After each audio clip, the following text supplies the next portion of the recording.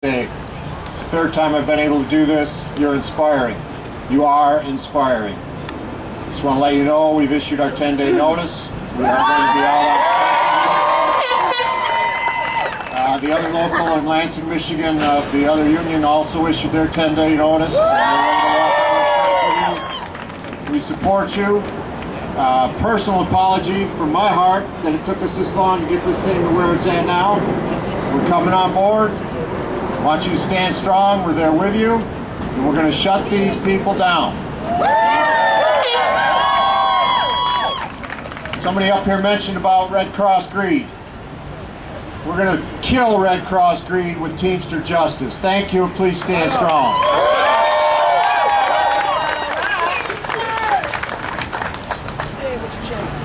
It's my great honor to call out, speak to you, Lillian Walker Shelton, a good friend of mine, a great militant girl. Come on over, and everybody, Jobs and Justice. That's what we're doing.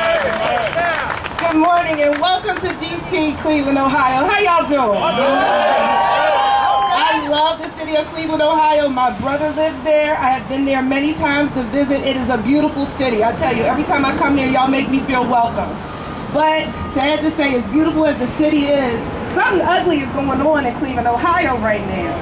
I'm looking at this. Gail McGovern makes $1,032,022 a year, $496 an hour.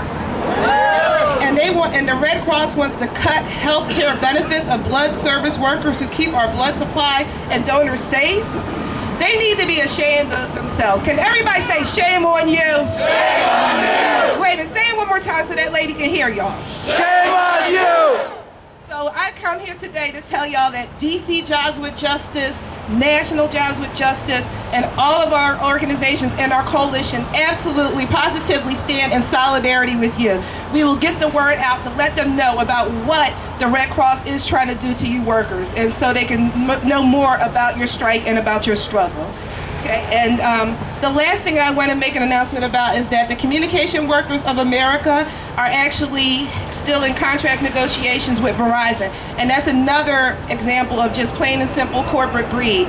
They'll be having a rally here tomorrow at 1300 I Street at 4 p.m. So anyone who's still around, please come and attend that. So thank you Cleveland, and God bless y'all getting back home. Thank you, Lillian.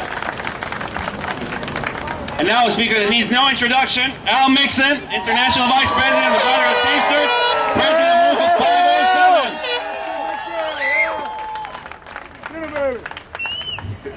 Who are we? Teamsters! Who are we? Teamsters! Are we ready to go? Yes!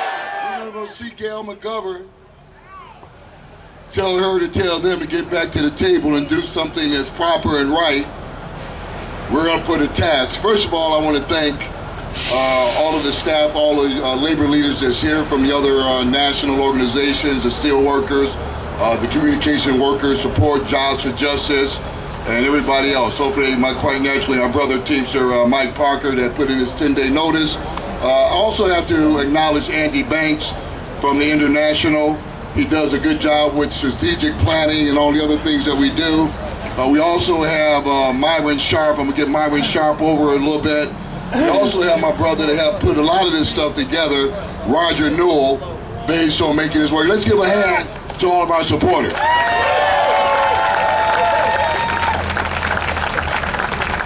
Hey, I think we came up with something that still resonates real loud in our system across the country.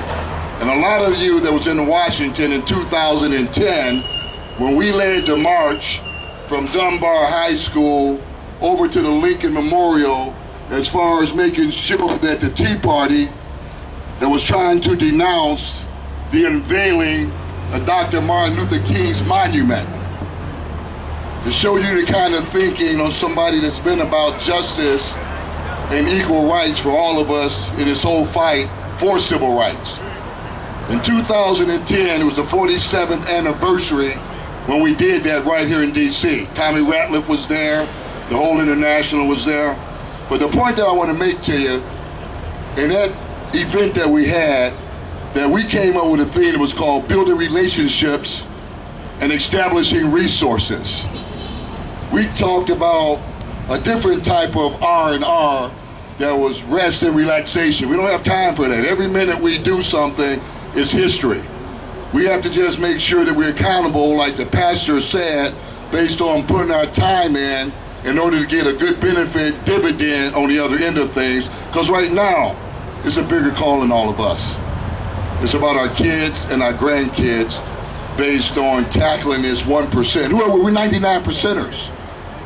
You know, in collective bargaining, we're still a little better off because we're working versus the occupied group that's out there that's just graduating with doctorate degrees and all kind of degrees, can't get a job, stuck with a $150,000 tuition bill, is trying to recognize what's going on in this country. That's the type of corporate greed that's going on. So in that 99%, we're in the 50 percentile somewhere. They're trying to erode all that. This R&R that we were talking about, relationships and resources. What is it, Myron? Where are you? Myron, what is R&R is what? Relationships and resources. Relationships and resources. Relationships and resources. It shows that's what we have with 580. It shows that's what we have with the steel workers. It shows that's what we have with the UFCW. It shows that what we have as far as tackling this giant all over the country. The UFCW in Toledo also put their 10-day notice in. They're ready to go.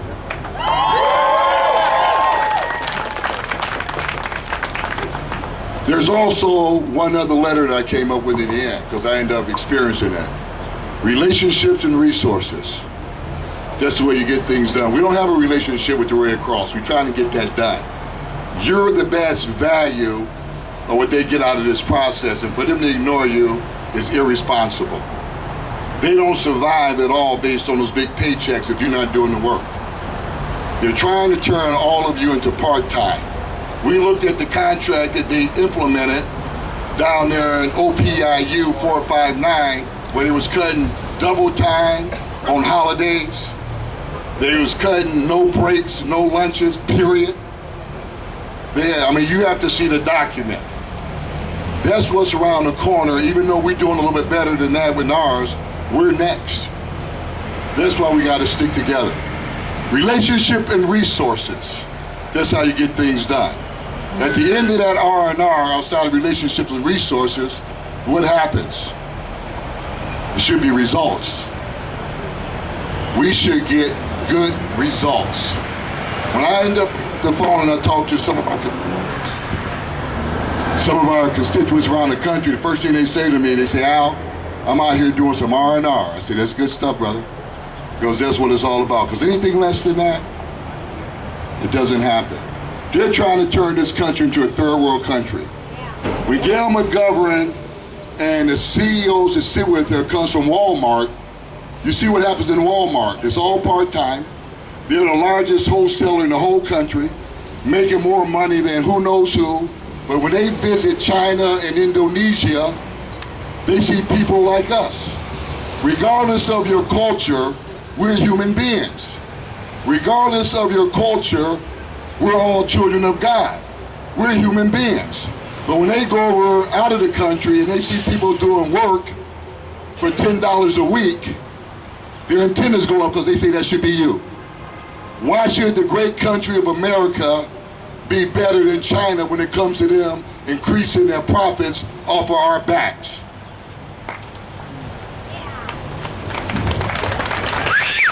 That's here. So brothers and sisters, I'm telling you, just like my brother from the Steelworkers said, one day longer, one day stronger. We gotta wait for the UFCW. We gotta wait for the OPIU. We gotta wait for 580, and we're still waiting, because if we end up attacking this giant from all these different pockets, we subject get some. We can't go back. You know, it's just like Ratcliffe said, we can't go back, because the longer that we can stay, the more pressure we're putting on them. And you know what? We looked at some of the refrigerators and freezers and things that they had in Lansing, Michigan. They're empty. They're empty. They're shipping all the blood product from there to Cleveland, but when they go out on strike, where are they going to get it from next? It's a bigger picture. At the end of the day, I know it's a small sacrifice on what we're going through. We're not paying some bills. We established that fund.